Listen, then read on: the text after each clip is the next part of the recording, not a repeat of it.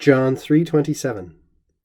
Respondet Johannes et dixit non potest homo accipere quicquam, nisi fuerit ei datum de caelo. John answered and said, a man cannot receive anything unless it has been given to him from heaven. Now we're getting John's response to his disciples pointing out, look, Jesus and his disciples are baptizing just like you are in this same area. And so here's John's response. Respondet, third person singular perfect active indicative, as here with dixit as well. And here's the substance of his response as a quotation, which we'll mark this way. A man, here's our subject, a man is not able, non potest. And as always with potest, we're going to be looking in the immediate vicinity for an infinitive. And here it is, accipere, with one of its very common straightforward meanings. No one is able to receive or accept quicquam. This comes from a wonderful group of words, which is very useful.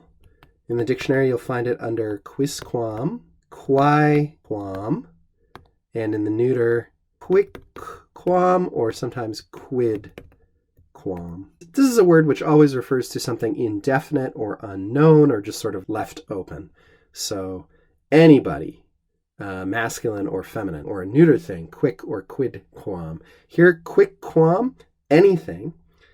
A man is not able to accept anything, nisi, which means the same as non si, but be careful here. In conditional sentences in Latin, you only see non si if you want to negate just one word or part of a conditional sentence beginning with si. If you want to negate the sense of the entire conditional sentence, you've got to use nisi, unless, and here we've got a compound verb, fuerit datum, unless it will have been granted, and right in the middle, ei, to him. And we can see, of course, that this is a dative of indirect object, partly because we know to look for it with the verb dodare. A man is not able to accept anything unless it will have been given. Literally, this is our future perfect passive. Will have been given to him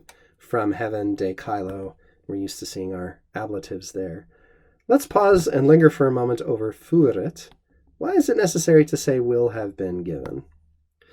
Well, one of the things we need to remember is that Latin uses the future perfect much more frequently than English does. And in fact, very frequently, English speakers will say with what we call the present perfect what Latin speakers and writers expressed with the future perfect. So a Latin author might say, I will give this to you when you will have come in the future. In some future state, when you will have been in the state of having done this already, future perfect, then I'll give this to you. But in English, we would just say, I will give this to you when you have come.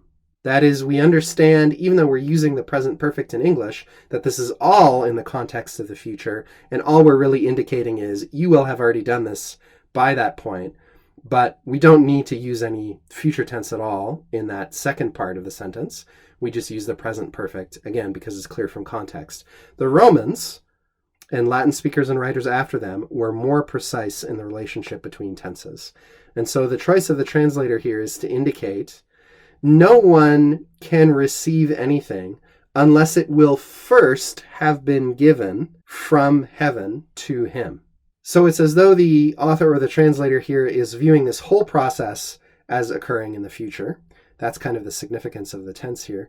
This no person in some future circumstance that we might imagine can receive or accept anything unless it will already have been given to him by that point. But this whole thing that we're imagining kind of in this unreal or kind of future scenario. And again, this is how the Romans spoke and wrote. Don't let it perplex or confuse you too much. Again, we'd be just fine translating this with the present perfect in English like so. No one is able to receive anything unless it has been given to him from heaven. So it has been given. There is our present perfect. And that's a perfectly fine translation.